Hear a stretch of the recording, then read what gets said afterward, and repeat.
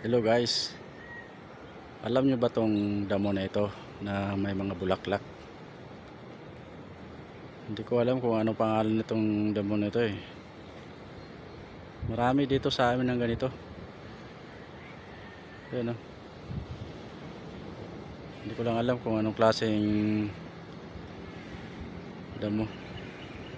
Ganda ng mga bulaklak niya, kulay pink. Ayan, oh. Ayan. Diba guys? Kung sa Manila ito, baka binibenta na to sa flower shop. Nandito lang to sa gilid ng kalsada guys, oh. Gumagapang. Para siyang kamuting baging, pero alam mo yun, ganda naman ng namumulaklak siya. Hindi ko lang alam kung ano talagang pangalan nito. Ayan. Diba guys? Ayan. Alam nyo guys, dito sa lugar namin marami mga